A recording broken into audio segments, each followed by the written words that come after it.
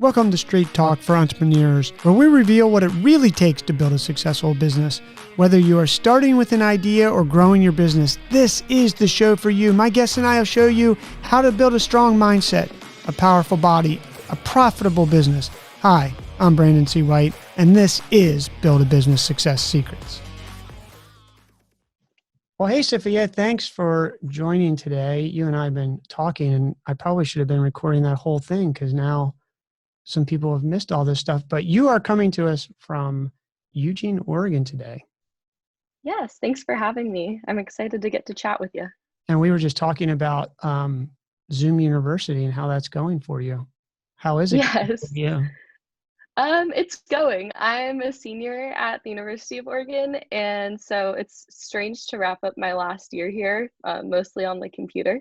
But I'm lucky enough, I live in an apartment with 3 roommates that are very close to me. And we usually just kind of sit around together, take our classes together on our computers. It's definitely a weird transition. So are they doing this like normal college where you have class from 9 to 10:30 and that's when it comes up on Zoom, or is it more like a distance learning, or how are they doing it? It really just depends on the course. I have 2 synchronous classes and then 2 asynchronous classes. And it's actually really nice because Zoom fatigue is truly, it's a real thing. So being able to choose when I want to watch my lectures is really helpful. But it is strange. I miss, like, I am a public relations major, and I'm used to having a lot of group projects and people to collaborate with. And it's definitely strange having all of those interactions be over Zoom now. Yeah, it's weird. I feel I'm I'm out of college, as you might imagine. But the it seems like everybody wants to have these Zoom meetings. Like, I'm like, we don't need Zoom meetings. We're just sitting here. It's not real. Like, we didn't do this before. We don't have to do it. But I think people, I do people th- to do think people are losing their minds from the lack of human interaction. Yeah, I'm lucky to have my roommates to quarantine with. It's nice to Yeah. have people to go through this together with.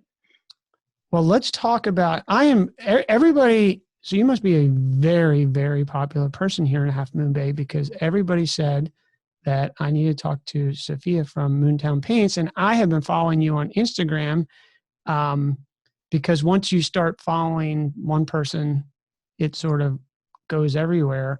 And then I saw that you actually painted the horse, which several times, which I want to hear about. But can you tell us how, I know you have an interesting story, how your company like came about? Yeah, it really started out as a passion project and quarantine activity. Right in the middle of quarantine in March, I had been painting just so much just to keep my sanity, and I got a little bit tired of painting on canvases.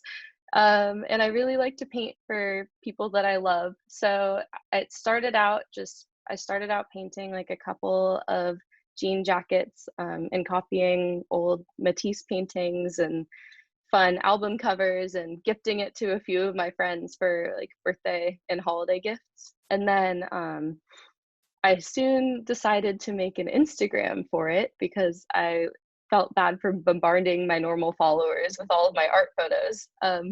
And I just really wanted to have an art Instagram where I could put all my artwork and be able to look back years from now and see like a vast portfolio of whatever I was working on at the time. And then I started getting direct messages about if I could paint for people, which was not the intention at all, but it turned into this like really, really lovely, lovely little business. And it actually worked out perfectly because I normally volunteer wherever I live.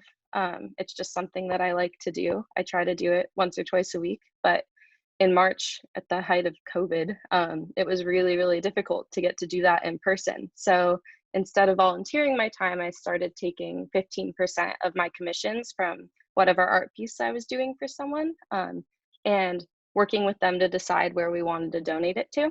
And that was really, it just felt really good because I felt like I was able to give back to my community in a way, without putting other people at risk. or myself at risk. So the business really found you. The business really found me. And I'm so happy that it did because I really can't imagine my life without it right now. So tell me, you must have painted before you went to college, or you've always been painting. And there's this. Can you tell the story for listeners? If anybody's listening from Half Moon Bay, they will know the horse, right, from Lemnos Farms. But for people who aren't, can you explain this phenomenon horse that changes its clothes regularly? So the Lemos Farm horse is this massive statue of a horse. Like picture like a little horse figurine and then blow it up to be, I don't even know how tall it is. I don't want to just like ballpark a number, but I'm 5'2" and it's like twice the size of me. So just to It's picture, big. but it's big and it's located right on the side of Highway 92, right outside of Lemos Farm. And um, I grew up in Half Moon Bay, and my whole life we've driven by that horse, and every month or so, the horse is painted with a different design on it. And growing up in Half Moon Bay, that was just this crazy phenomenon. We'd be driving over the hill away from town, and you'd see a new design, and you'd wonder, like, did little elves come paint it in the middle of the night? Like, we never see anyone painting it. How did it get here? And yeah, I had been chatting a little bit with the Lemos family, and they needed a new horse painter. I believe their old horse painter retired after like 17 years or so of painting the horse. Pretty crazy. I had really big shoes to fill, but I've painted it 3 or 4 times now, and it's been really fun and kind of like a childhood dream of mine as well, just to paint that horse that I'd grown up driving by for so long. So do they have a, it's sort of, when you live here, it's sort of, you feel like it's random, but I'm sure there's a pattern. Is it every month? Do they have is it a program that they've decided to have, or how does that work? So it's every month or so, you'll notice a trend of if a holiday, like a major holiday is coming up or just something exciting. For Half Moon Bay folk, Pumpkin Fest is very important. So every fall, there's always a really, really fun fall pumpkin kind of theme design going on. And I know that they've had other programs in the past of how to decide on the design. My personal favorite, I haven't gotten to do this yet, but I know that Lemos Farm has worked with like local school children, and they do little contests about who can design a fun design for the horse, and then they'll choose like a kid's design, which I think is awesome, and it's a beautiful way to engage the community as well. Yeah, that's super cool. How long did it take you to paint that? That's a good question. It Part of it takes a while because there's so much space on the horse and you have to wait for the paint to dry, which plays into how long it takes, but usually anywhere from 4 to 8 hours. And I'll usually split it between 2 days. So if you're driving by and you see just like white primer on the horse, something fun is going to be there the next day. Yeah, that's really cool. And before that, I think I saw some pictures on your Instagram that you did mural painting beforehand, or did you do commission pieces for people in their home or volunteer? I've done a couple small murals, but my favorite one that I have had the opportunity to do was at the Raul Castillo MMA gym in town. They were just looking for somebody to fill the wall with something that reminds them of Half Moon Bay, and it was a really, really fun project. I actually recruited one of my really close friends to help me out, and we did an entire 100 square foot mural in a day. Oh my It was a gosh. marathon. It was a true art marathon. And then we actually got to donate all of the proceeds to different nonprofits. And so we got to donate half of that to Sea Hugger, which is another local nonprofit. So it's Well, fun. It turns into a community effort. There's always so many people involved. It's awesome. yeah, it's really cool. So let's talk about your business. The business you effectively obviously been painting that we've been talking about, and then you get tired of painting on canvas during COVID.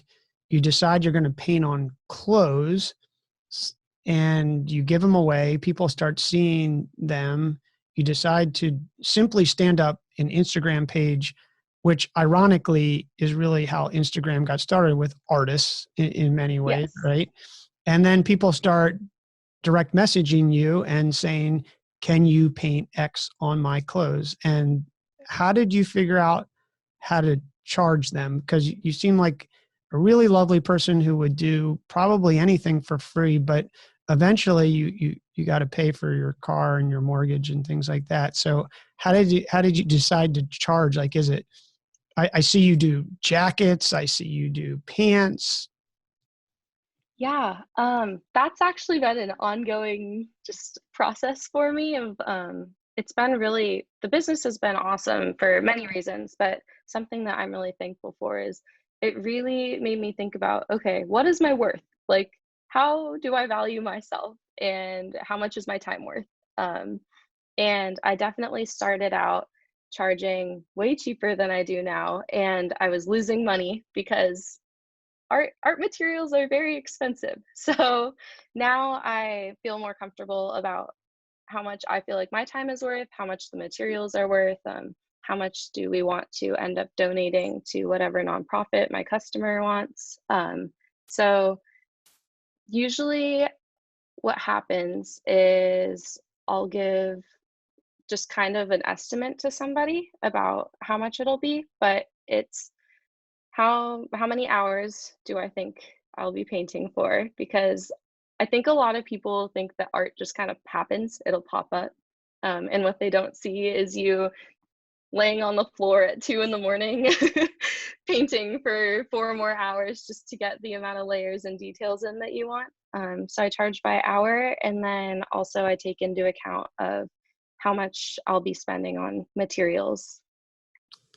Well, I think that's a great way to approach it. And I think it's a good lesson for a lot of people, which is when you love what you do, you feel like you should give it away for free because it's really not working, but you can't give all your time away for free. So did you like write this down on your pad? Do you have an Excel spreadsheet? Like how do you come up with this idea for how you charge for it?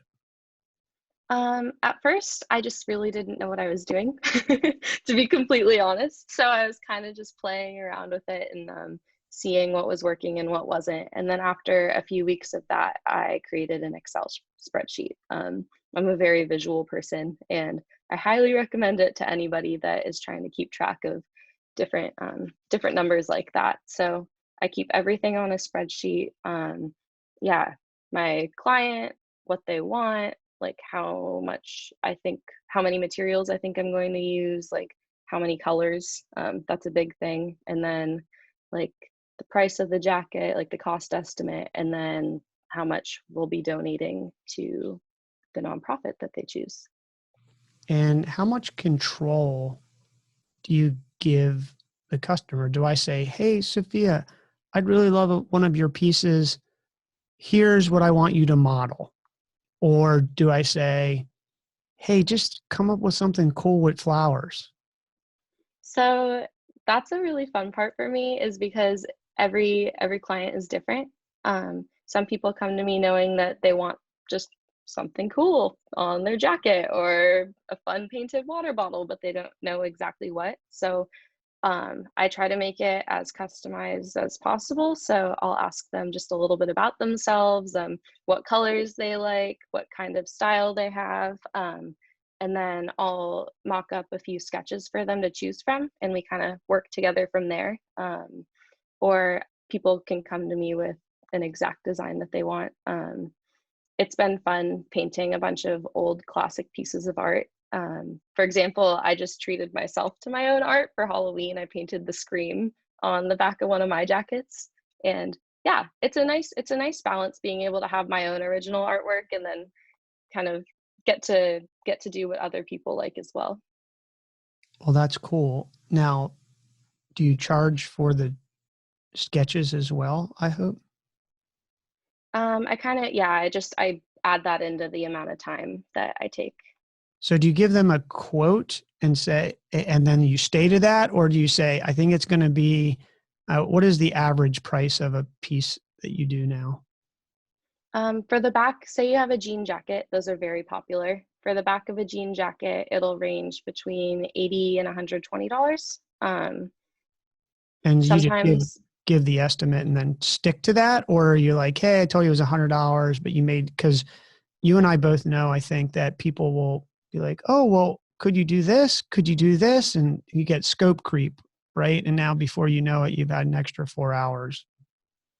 if they ask for something completely crazy that I know will take just a lot of my time, then I will charge a little bit more, and people are super understanding about that. I think that it's nice starting this business within a really supportive, amazing, like small community.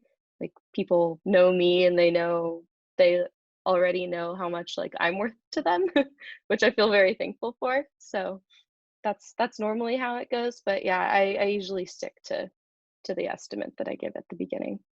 And are most of your, I mean, Instagram's worldwide, but are most of your customers right now from Half Moon Bay? For the most part, I'd say Bay Area rather instead of Half Moon Bay, just Bay Area in general. And then I've got a pretty large portion of customers here in Eugene, um, college students, and then just a few other people that I've met along the way. Well, that's cool. One of the things I think that I find, I guess, really interesting is how businesses in Half Moon Bay successfully use Instagram, and how many students that I teach come to me from all over the place and are challenged by the fact that they're not sure how to sell online. I'm laughing because it seems like this community here in Half Moon Bay has really done uh, has some magic, in the sense that everybody supports one another, which means that all the stories or all the posts get put at the top of people's feeds, and then you actually use the tool to post work. And I saw your Scream thing. I think you modeled it yourself. Um, uh, and actually sell that way. I mean, this is really, besides word of mouth, which comes from that, and maybe Hmm. outside of that, is that really your main channel that all of this is coming through? Yes. So Instagram is big for me. I have not created any other social media for it for my business yet, but I am working on a website right now. It's a fun little side project. You can find it at moontownpaints.com. And that's been really fun for me because I am trying to learn more about SEO and coding and just learn how to do it for myself so I have a better understanding. But back to social media, I think one thing that makes Half Moon Bay so amazing and supportive is that during normal times you run into people a little more frequently, when there's no pandemic going on. You're able to hug people at the grocery store and catch up for a little while longer than you would right now. And I think that it really translated over to online. Like people still want to know what their community is up to, and they still want to feel like they're a part of it. And that's been really, really helpful on Instagram, at least for me. But it's mostly just fun in the way where I get to share with my community what I'm up to and just have that conversation with different community members that I might not see when I'm quarantined at my house. I think that's really true. Do you have a schedule? Because I feel like you're always at the top of my stories. You and a bunch of other people. But when you really keep that rhythm, right? For anybody Hmm. listening, your story stays up there for 24 hours and then it expires. But if you keep this running story, so to speak, so it overlaps, then you are always in that conversation with people. Um, I actually do not have a schedule, which is something that I feel a little bit embarrassed about because I spent the summer working on a comms team for a tech company in San Francisco, and one of my main jobs was helping out with the social media schedule for that company. I am just, I post when I get to have the time to paint right now. I'm juggling painting with my school schedule. But I'll think about it like once every couple of days, like, oh yes, like I've been painting, I should update people with what I've been up to. So that's kind of my schedule right now, is post when I can and just be thankful people are still seeing it. But it's definitely something that I want to work on in the upcoming months. Well, it sounds like you also have some professional expertise in this. So for those listening out there that might want some tips around Instagram, are you finding that it's more important to update and keep the stories active and not worry as much about the posts? Or what's your feeling about how the whole Instagram platform is evolving and making sure people engage with you? So Instagram is a tricky one because the algorithm changes quite often, and it works against, I think that it works against just the typical average Instagram user. I think that it's a lot more corporate focused right now, and I think that one thing that helps people stay relevant and in the algorithm the way they want to be is a consistent schedule, which I'm totally talking against myself, as I said that I haven't been doing very much, but keeping a consistent schedule. And so if you're someone that posts a lot of stories, then keep consistent with that. If you normally update your followers twice a week on your regular feed, then keep doing that. And also just building engagement, like respond to the people that comment on your photos. Make sure that they know that their time is appreciated on your part, and respond to people's stories. And yeah, it goes both ways. You can't just post and expect anything in return if you're not showing love as well.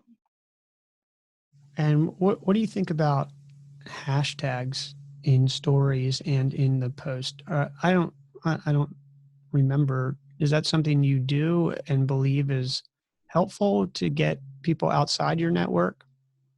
Yeah, totally. Hashtags on a public account are really fun. I've actually, that's a way that I've got to be exposed to a lot of other art accounts that I wouldn't have found normally. I've been gathering a fun little community of followers and inspiration and people to follow, just from the hashtags that I've been using for my posts. And I think hashtags are finicky. Like it's really easy to want to hashtag something on your photo that has nothing to do with you, but you just see that there's a lot of engagement on it. I'd say stay away from that and use hashtags that are relevant to whatever you're posting. I think that's good advice. I'm actually looking up your Instagram right now to see, because I limit my own time. I think there's Hmm. some advice. I think your advice is really good. Um, Thank you.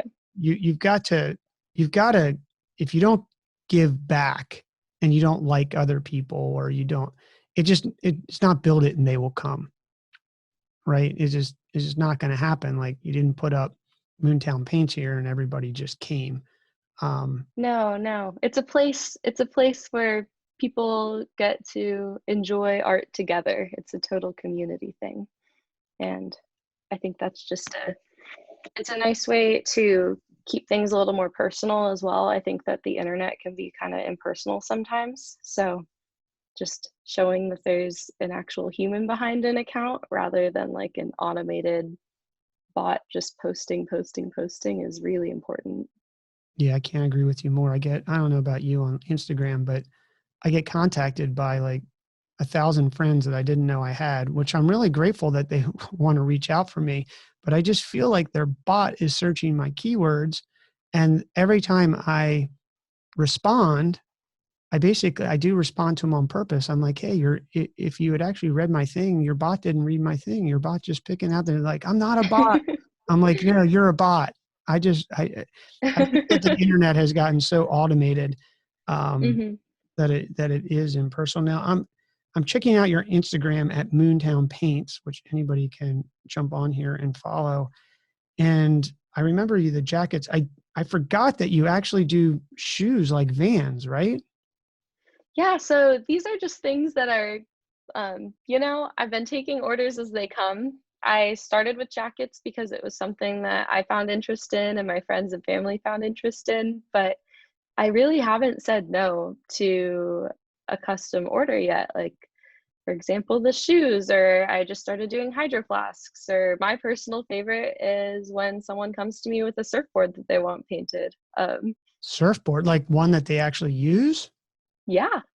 Wow. I think Yeah, I it's think I've got a couple photos on the account, but that's something if anybody listening wants a surfboard painted. I don't get to do them often, but when I do, I'm always so happy. this is these shoes are really incredible. I think that's a picture of the backside of Pillar Point. It looks like to me, but maybe it's not. There, it's the backside of Montera Oh, actually, but you Montera. had the right idea. Yeah, Yeah. that's what happens when you live on this end of Half Moon Bay. It's actually amazing to me. It's actually amazing. We were just talking, right? I said we're talking about Breakwater Barbecue and Nano Barbecue, and up here on quote unquote this side of town, Mhm. we have this sort of barbecue, and then on this north side, and it's like we don't even live that. It's like 4 miles. It's not even that far, but it's so localized in that way. It's pretty incredible. Yeah. Um, but yeah, you've done the flasks and you've done jackets, and I see a big sign. And I think the jackets are super cool. Can you? Oh, here is a surfboard. That's actually super cool. Thank you. Um, and you donated 15% to the ocean cleanup. Yes. Now, can people wash this? Yes. So, in fact, you can. I have some information posted on my Instagram account, and then I also have an entire section on my website that you're able to refer to. Um, it's totally machine hand washable. You can do hand wash, you can do machine wash. It's good in the dryer. Um, I think one thing that helps preserve the life of the jackets is the fact that it's a jean jacket. Not sure if you've ever owned a jean jacket, but you don't have to wash them as often as other articles of clothing. And it really helps the paint stay. But I actually use a solution that I mix in with my paint it helps it become just a little more flexible. It turns it into a bit more like fabric paint. And then the process is actually not over when I'm done painting. I end up heat setting it with an iron, and then I will also toss it in a dryer if needed. And the heat really seals it onto the jacket, or any other piece of clothing that I paint. And it helps them just be super durable. I've got a pair of shorts that I wear to the beach all the time. They've been through the wash like 10 times now, and they're still completely the same way that they started. So, Well, that's super cool. And you're not going to believe this. I can't figure out if you asking me if I actually had a jean jacket was good, bad, makes me old, young, or whatever it makes. But you're not going to believe this, that like 20 years ago, we did have jean jackets. And they do last. They're super cool. Your jean jackets are yeah, like make jean jackets really cool. And the fact that it thank you. lasts is even better. Um, Yeah, I think it's nice. One of the things, like how you said, 20 years ago, you had a jean jacket. Something that has been nice during quarantine time has been people have been cleaning out their closets and finding articles of clothing that they'd either toss out or give away or just let sit in their closet for longer. And I kind of help to upcycle them and give them a whole new life. Yeah, I think that's awesome. I mean, in fact, you probably get a whole business buying stuff at the thrift store, painting it and charging 6 times what it was, right? People do that. I've thought about it, but at the moment, this is still a project that I hold dear to my heart, and I think it's really fun just to get orders as they come. But I have thought about incorporating my own little thrifting and painting haul in the future. Yeah, so what does your wait list look like? Like, do you have a wait list right now? Um, Everything hung up Very right good. there. I have a whole section That of is my your wait room list just behind you? yes. That's a Um, very, I mean, there's like one, two, three. I mean, there's like 12 or 15 pieces there. Is that they're right? fun. Yeah, something along those lines. Yeah, I have a whole section in my room dedicated to all of my art supplies and materials. I like having all the jackets in one place, and there's other, yeah, jackets and pants, and I've got a hat that wants to be painted. So I like having them all in one place, and I get to work on. I'll usually kind of rotate, so I have like 3 or 4 of them that I'm working on currently right now. So, just for anybody who's not watching this on YouTube and is listening on the podcast, I am looking over Sophia's shoulder in her room at this rack. And I highly recommend that if you want one of these pieces, that you get on her waiting list because it appears to be getting very, very long. Thanks. I think what you can do is raise prices as your waiting list gets longer, and then make limited edition pieces and charge a lot of money for them. But that's super cool. Now, talking of Half Moon Bay, I like to ask everybody this: Can you ever imagine living anywhere? I know that Eugene is a pretty beautiful place, and it's pretty cool, but is there really a better place on earth to live than Half Moon Bay? No, it's truly an amazing place. Um, I hold it very dear to my heart. It's crazy. I, before the pandemic, was quite a big traveler. I like to be in many different places. I love to soak in new cultures. I think it's an amazing way to just learn about yourself and the world. And everywhere I go, I'm always stunned by the beauty of where I am, but I always think about, wow, like home is so beautiful. So, no, I like living in new places. I think it's fun, but I'll always hold Half Moon Bay very dear to my heart. Now, what other hobbies do you have besides painting, which is now a business? Painting, that's now a business. I normally really love to volunteer. I try to volunteer once a week wherever I live. So when I'm in Eugene, that's normally like the student food pantry or other places, but that was before COVID. Now I'm just donating from my jackets, but yeah, love to volunteer. Live music is very special to me. I grew up in a very musical household. My dad used to play music with a few other local guys from Half Moon Bay, and I think it's really special. Reading, I love hiking with my friends. Like Oregon and California are both really beautiful places to explore. So all of my friends and I like to be outdoors. So yeah, Where got do a you, few hobbies. it sounds like it. Where do you think the desire to volunteer comes from? Because I think that's a really interesting attribute that not all younger people have, and you seem to have a real passion for it. Where do you think that comes from? Thank you.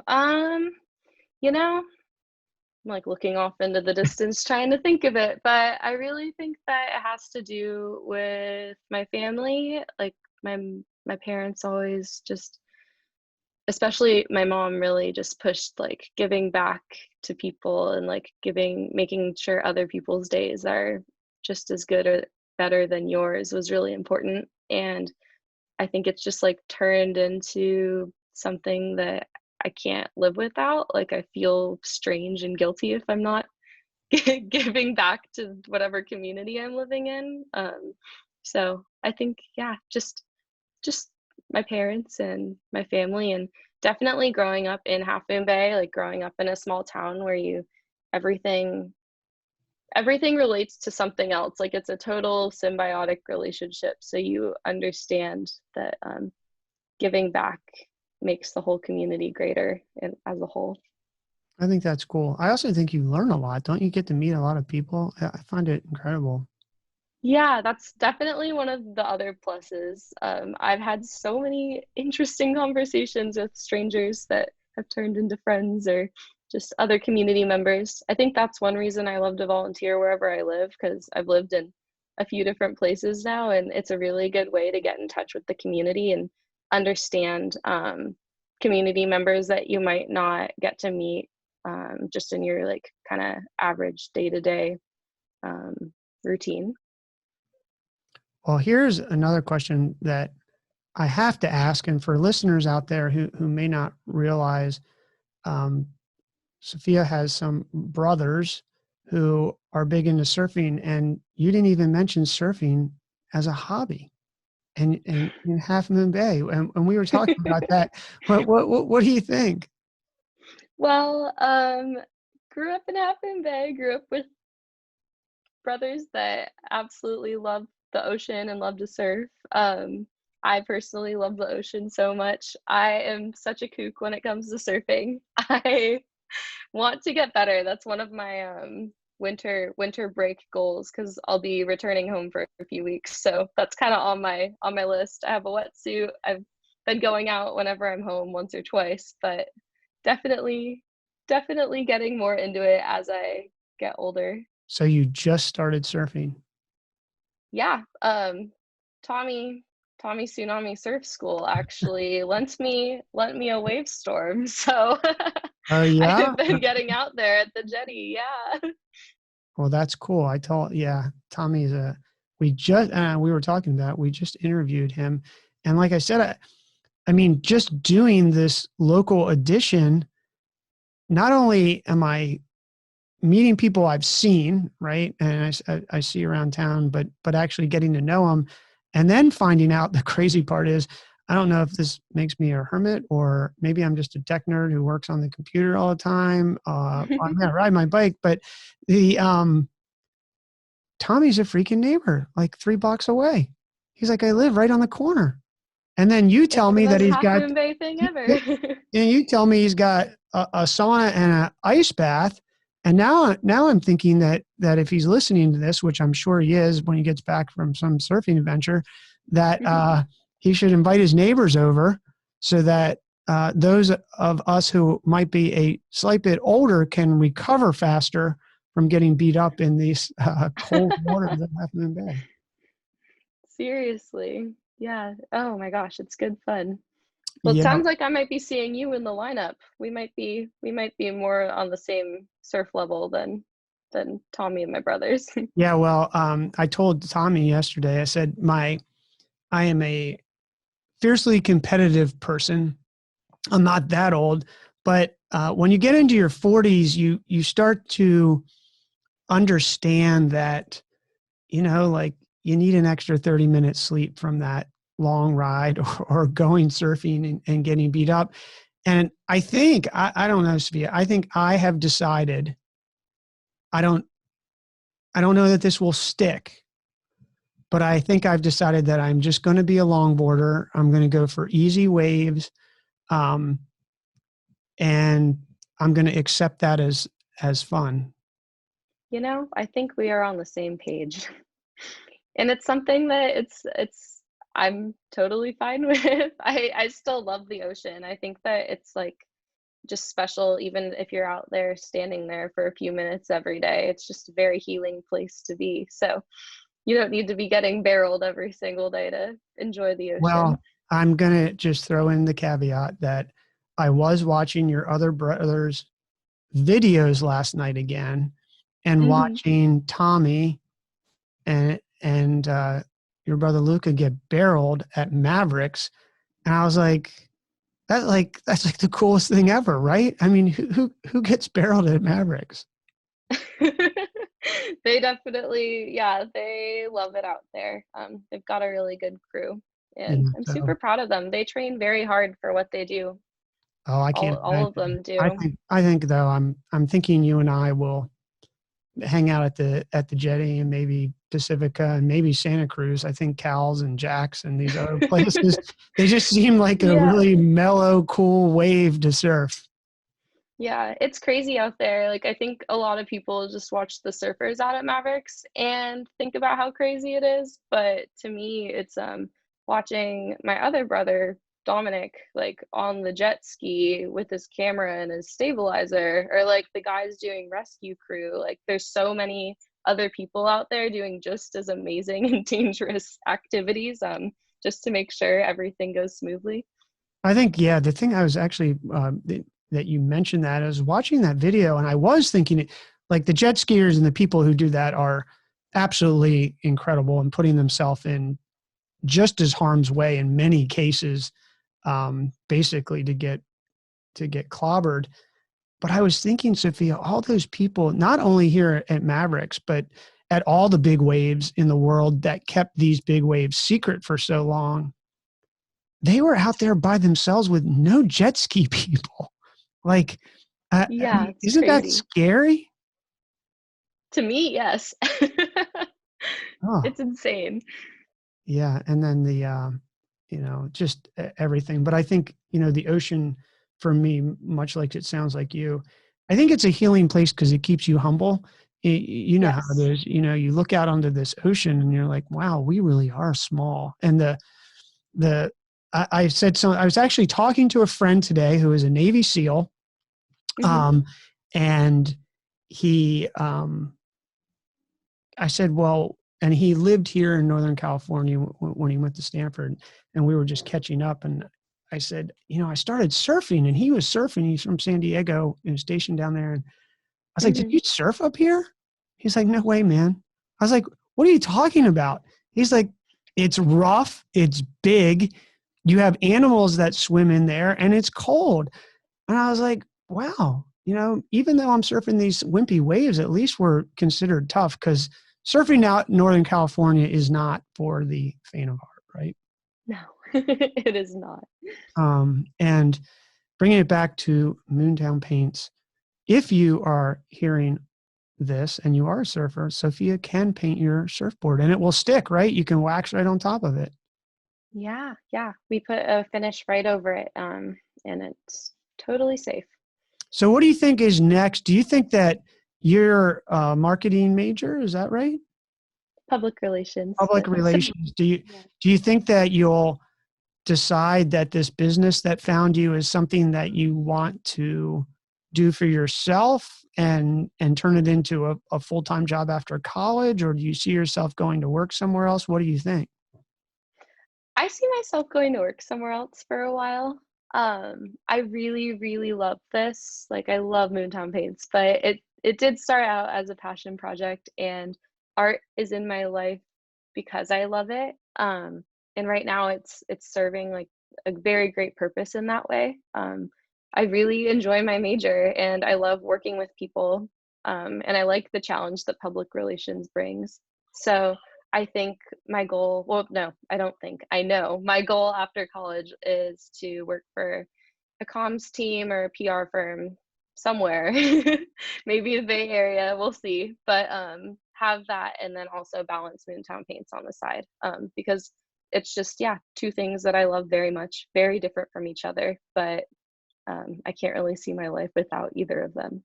I think it's a good path, and having a side hustle that throws off some extra cash for you that you like is a really cool thing that a lot of people It really doesn't don't hurt. know, It right? doesn't hurt.